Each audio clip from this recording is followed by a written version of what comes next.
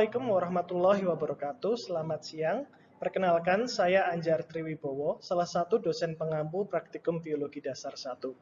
Pada kesempatan kali ini, saya akan memberikan asistensi mengenai acara Praktikum Reproduksi Sel.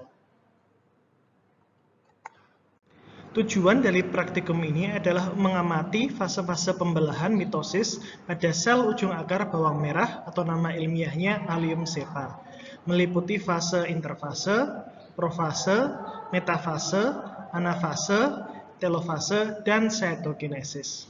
Tujuan yang kedua adalah mengamati fase-fase perkembangan sel spermatogenik penyusun tubulus seminiferus dalam testis, atau yang disebut dengan proses spermatogenesis. Tujuan yang ketiga adalah mengamati fase-fase perkembangan sel pada proses oogenesis dalam ovarium.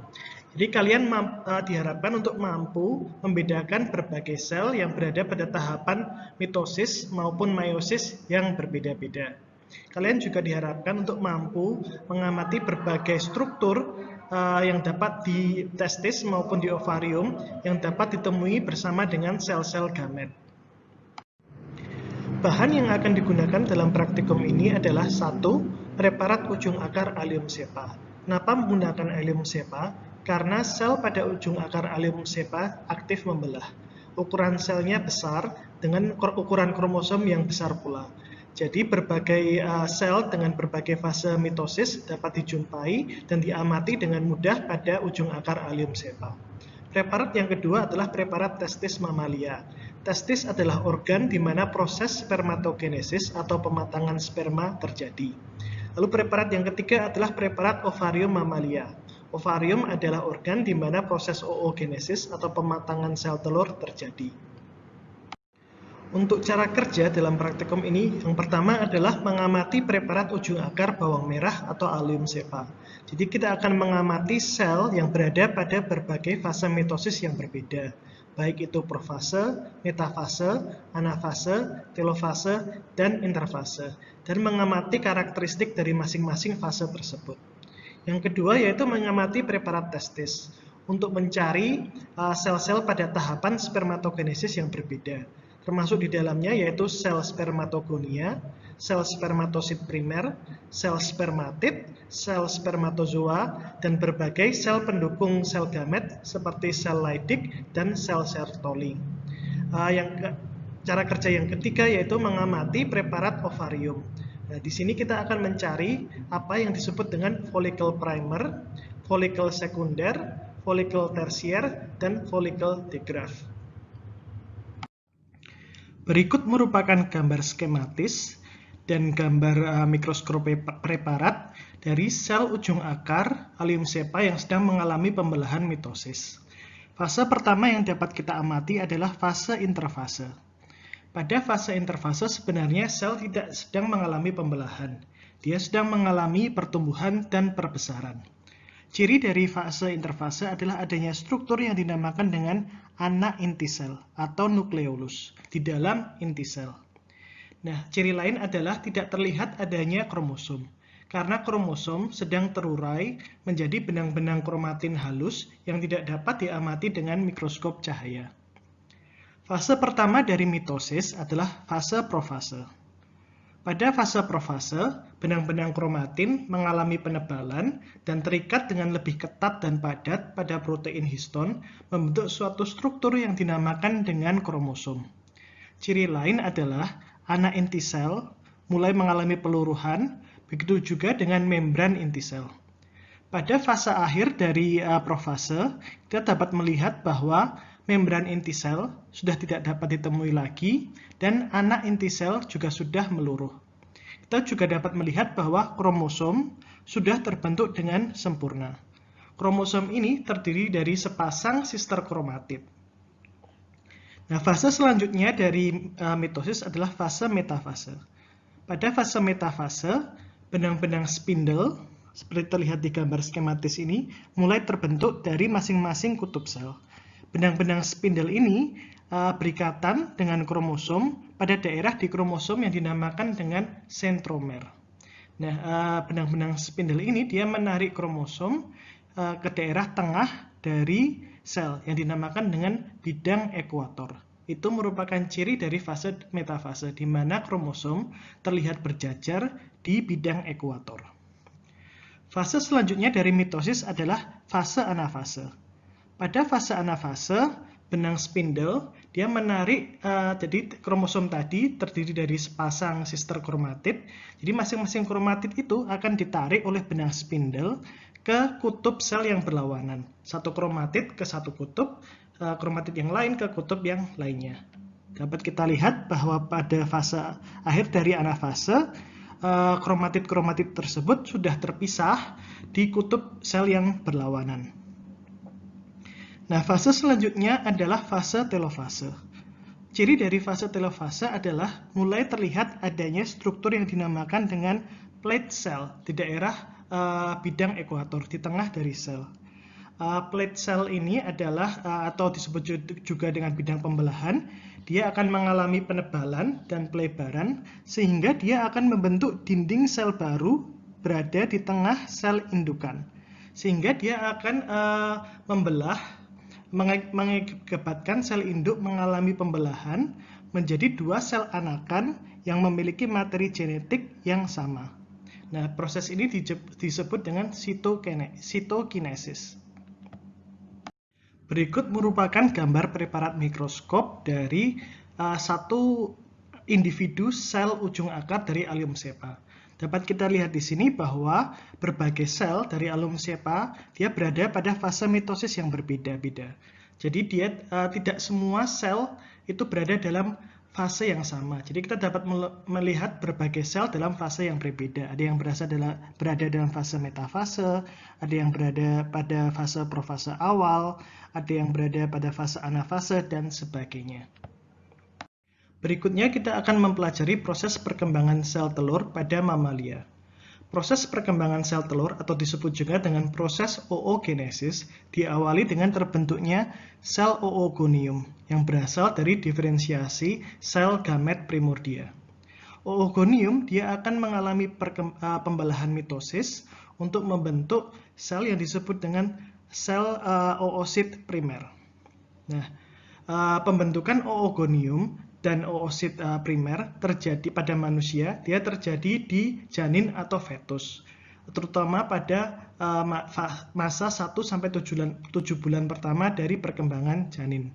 Nah, begitu dia membentuk primary oosit atau oosit primer, dia akan tertahan perkembangannya sampai individu tersebut mengalami pubertas pada umur sekitar 12-14 tahun pada manusia. Nah, pas saat individu tersebut sudah mengalami pubertas, sel oosit primer tadi akan mengalami pembelahan meiosis, yaitu meiosis yang pertama, membentuk sel yang dinamakan dengan oosit sekunder dan sel polar primer. Nah, pada pembelahan meiosis pertama ini, karena dia pembelahan meiosis akan terjadi reduksi jumlah kromosom dari yang jumlahnya diploid menjadi haploid. Nah, biasanya sel polar primer ini, dia ukurannya lebih kecil dari oosit sekunder, karena sebagian besar sitoplasma dari oosit primer, dia akan diwariskan ke oosit sekunder. Dan sel polar ini hanya mendapatkan sedikit sitoplasma. Nah, oosit sekunder ini, saat dia bertemu dengan sel sperma, dia akan mengalami pembelahan meiosis yang kedua, membentuk apa yang disebut dengan ovum atau sel telur yang dewasa, masak, dan siap untuk dibuahi atau difertilisasi. Dia juga akan membentuk sel polar yang lain. Nah, pada akhir dari proses oogenesis, kita dapat melihat di sini akan terbentuk satu buah ovum dan 3 buah sel polar.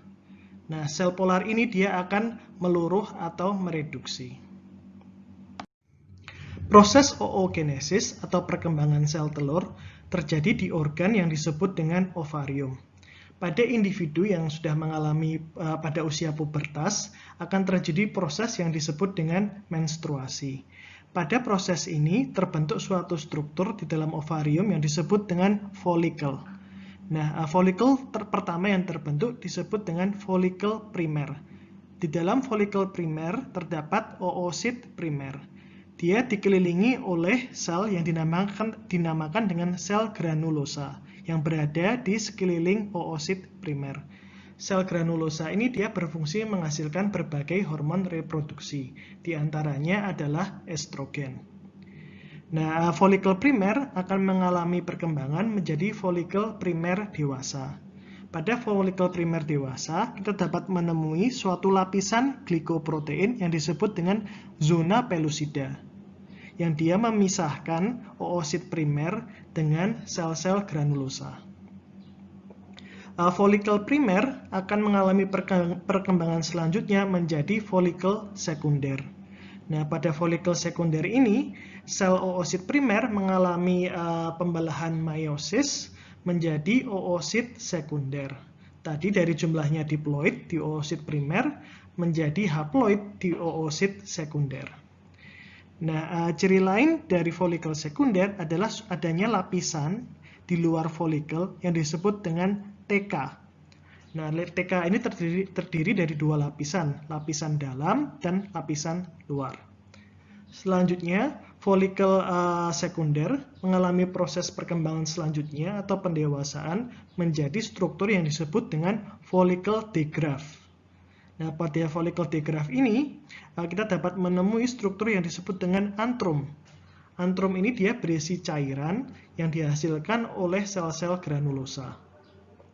Nah, folikel yang sudah dewasa atau folikel digraft, dia akan menempel di dinding ovarium dan mengakibatkan dinding ovarium mengalami peluruhan untuk melepaskan sel oosit sekunder ke tuba Fallopi. Dan nantinya di tuba Fallopi, oosit sekunder ini akan bertemu dengan sel sperma. Dan saat bertemu dengan sel sperma, oosit sekunder akan mengalami proses pendewaan sepenuhnya menjadi sel ovum yang siap dibuahi atau difertilisasi oleh sel sperma. Nah, sisa dari folikel ini, dia membentuk struktur di dalam ovarium yang disebut dengan corpus luteum. Jadi corpus luteum ini dia sudah tidak memiliki oosit lagi, tapi masih memiliki sel-sel granulosa. Nah, corpus luteum ini dia akan dipertahankan jika ovum mengalami fertilisasi oleh sel sperma untuk memproduksi berbagai hormon reproduksi. Tetapi jika oosit sekunder tidak difertilisasi oleh sperma, corpus luteum ini dia akan mengalami degradasi melalui proses apoptosis atau kematian sel yang terprogram. Dan nantinya akan terbentuk lagi sel folikel primer yang baru di siklus menstruasi selanjutnya. Berikut merupakan gambar preparat dari suatu ovarium. Nah, ovarium itu dapat dibagi menjadi dua bagian utama. Bagian tengah itu disebut dengan medula. Bagian tengah. Ini di nomor 1 ini, di bagian medula, di bagian tengah. Medula ini dia berisi jaringan syaraf dan jaringan pembuluh darah. Jadi jaringan pengikat. Lalu struktur bagian yang kedua yaitu bagian korteks.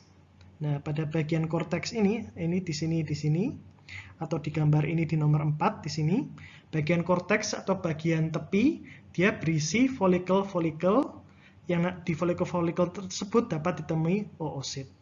Nah, folikel-folikel ini terlihat di sini yang bulat-bulat ini.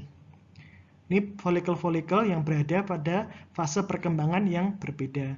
Di sini kita juga dapat menemui corpus luteum yang mengalami degenerasi. Nah, pada lapisan terluar dari ovarium, itu kita juga dapat melihat adanya jaringan epitel yang melapisi lapisan terluar dari suatu ovarium. Berikutnya masih merupakan gambar preparat dari ovarium. Kita dapat melihat di sini adanya struktur yang dinamakan dengan tunika albuginea. Dia berada di bawah jaringan epitel. Tunika albuginea ini tersusun atas jaringan pengikat, yang fungsinya dia memberikan struktur atau memberikan bentuk bagi ovarium. Di dalam ovarium kita dapat melihat adanya folikel-folikel. Ini yang kecil ini merupakan folikel primordia atau folikel primer yang belum mengalami proses pendewasaan. Saat dia sudah mengalami pendewasaan, kita dapat melihat di sini adanya folikel primer yang sudah dewasa. Nah, kita lihat dari yang paling dalam, kita lihat di dalamnya ada struktur yang dinamakan dengan inti sel. Inti sel dari oosit primer. Nah, ini oosit primernya. Di luar, di sekeliling oosit primer, kita dapat melihat adanya lapisan zona pellucida. Nah, di sekeliling zona pellucida, di luar zona pellucida, ada lapisan sel yang dinamakan dengan corona radiata, yang dia berfungsi mensuplai protein kepada oosit primer. Nah, di luar dari corona radiata, kita dapat melihat adanya kumpulan sel-sel granulosa yang mengelilingi oosit primer dipisahkan oleh zona pellucida dan corona radiata. Ini juga masih gambar dari preparat ovarium. Di sini kita fokus ke suatu folikel primer. Nah, keseluruhan struktur ini disebut dengan folikel primer. Di bagian luarnya itu ada bagian yang tadi disebut dengan tunica albuginea yang berisi jaringan pengikat. Di sebelah sini juga di bagian yang mendekati medula ini juga ada jaringan pengikat yang berisi sel-sel stroma. Nah, di bagian folikel sendiri kita dapat melihat adanya oosit primer dan sel-sel granulosa. Jadi pada folikel primer yang belum dewasa, zona pellucida tidak terlihat dengan jelas. Berikutnya ini merupakan struktur folikel sekunder. Jadi pada folikel sekunder, zona pellucida yang memisahkan oosit sekunder dengan sel-sel granulosa sudah terlihat dengan jelas. Jadi ini ada zona pellucida dan di sekelilingnya ada lapisan sel yang disebut dengan corona radiata yang memisahkan oosit sekunder dengan sel-sel granulosa. Nah, kita juga dapat lihat juga di luar folikel terbentuk struktur yang disebut dengan lapisan TK. Jadi ini merupakan penampakan dari folikel sekunder. Berikutnya adalah gambar dari follicle digraft, preparat yang berisi follicle digraft. Yang kita mulai dari lapisan yang terluar. Di lapisan terluar ada sel-sel stroma, yaitu jaringan pengikat yang berisi sel-sel stroma. Lalu ada lapisan terluar dari follicle digraft yang disebut dengan TK externa. Nah, di bawahnya TK externa ada lapisan TK yang lain yang disebut dengan TK interna. Nah, di bawahnya TK interna kita dapat melihat adanya sel-sel granulosa. Nah, selanjutnya kita dapat melihat adanya struktur yang dinamakan dengan antrum yang berisi cairan yang dihasilkan oleh sel-sel granulosa. Nah, lalu kita dapat melihat adanya corona radiata, lapisan sel yang memisahkan sel-sel granulosa dengan zona pellucida dan oosit sekunder. Nah, sebagian dari sel-sel granulosa ini dia mengelilingi dari oosit sekunder. Jadi kita lihat di sini ada sel-sel granulosa yang mengelilingi oosit sekunder.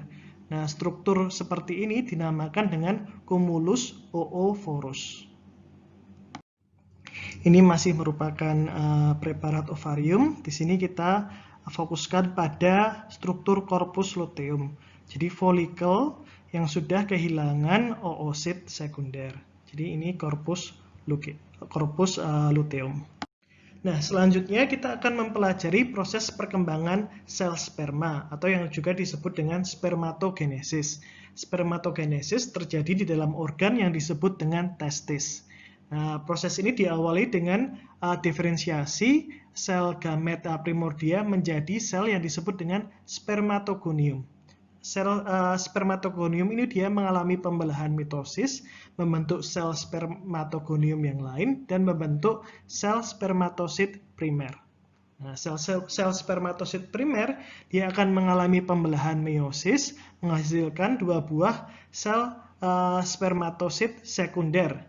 Nah, ini pembelahan meiosis pertama, jadi terjadi reduksi kromosom dari diploid atau 2N menjadi haploid atau N. Jadi menjadi jumlah kromosom berkurang menjadi setengahnya. Nah, sel spermatosit sekunder ini dia akan mengalami pembelahan meiosis kedua, membentuk sel spermatid. Nah, sel spermatid ini dia nantinya akan membentuk sel sperma yang dewasa. Seperti tadi dijelaskan, prosesnya terjadi di dalam testis, terutama terjadi di struktur yang disebut dengan tubulus seminiferus. Nah, di dalam tubulus seminiferus ini terdapat beberapa lapisan ya. Jadi ini ada lapisan basal yang terluar. Di lapisan basal atau yang terluar, kita dapat menemui adanya sel-sel spermatogonium. Lalu semakin ke bawah, kita akan menemui adanya sel spermatosit primer. Lalu kita dapat menemui selanjutnya yaitu sel spermatosit sekunder. Lalu kita dapat juga menemui sel spermatid dan nantinya akan membentuk sel sperma yang dewasa. Nah, selain sel-sel gamet ini, kita dapat melihat adanya sel lain yang disebut dengan sel Sertoli. Nah, sel Sertoli ini fungsinya dia memberikan nutrisi ke sel-sel gamet jantan. Berikut merupakan gambar preparat dari testis. Jadi kita dapat melihat di sini adanya struktur tubulus seminiferus. Nah, di mana proses pematangan sperma terjadi. Jadi saat sperma itu sudah dewasa, tubulus seminiferus ini, testis ini dapat mengalami kontraksi sehingga sperma ini akan bergerak keluar ke epididymis. Nah, di epididymis dia akan bergerak lagi keluar menuju saluran vas deferens. Nah, ini masih merupakan gambar preparat dari testis. Kita dapat melihat di sini adanya struktur tubulus seminiferus. Jadi dari bagian yang terluar kita lihat di sini ada membran basal atau membran dari tubulus seminiferus. Nah, di bagian sel yang terdekat dengan membran basal ini yaitu sel-sel spermatogonium. Ya, kita dapat lihat di sini sel-sel spermatogonium. Di bawahnya kita dapat melihat adanya sel-sel spermatosit primer. Nah, di bagian bawahnya lagi, kita dapat melihat adanya sel-sel spermatosit sekunder. Nah, di bawahnya lagi, kita dapat melihat adanya sel-sel spermatid. Nah, selain sel-sel gamet tersebut, kita juga dapat menemui adanya sel Sertoli yang berfungsi memberikan nutrisi ke sel-sel gamet. Lalu kita juga dapat melihat di bagian luar, di bagian membran, ini ada sel-sel yang disebut dengan sel Leydig, yang dia berfungsi untuk mensekresikan hormon reproduksi, terutama testosteron. Nah, di bagian tengah dari tubulus seminiferus, ada bagian kosong yang disebut dengan bagian lumen.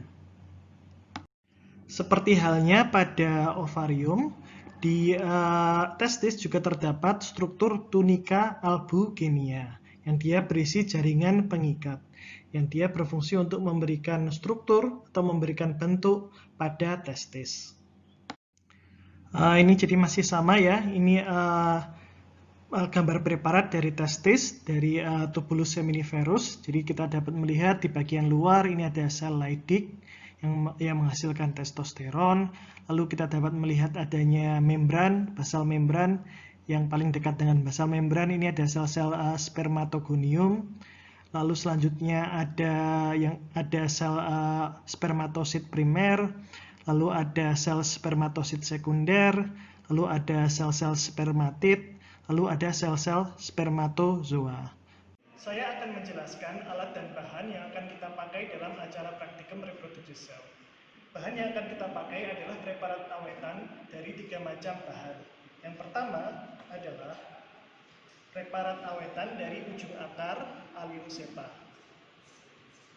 Bahan selanjutnya adalah testis, preparat awetan testis dari mamalia. Sedangkan bahan yang ketiga adalah preparat awetan ovarium dari mamalia. Untuk alat yang akan kita pakai adalah sebuah mikroskop yang dia memiliki lensa okuler dengan berbagai perbesaran. Sekarang kita masuk ke cara kerja. Jadi bahan pertama adalah preparat awetan dari ujung akar Allium cepa. Jadi preparat tersebut kita letakkan di atas meja mikroskop.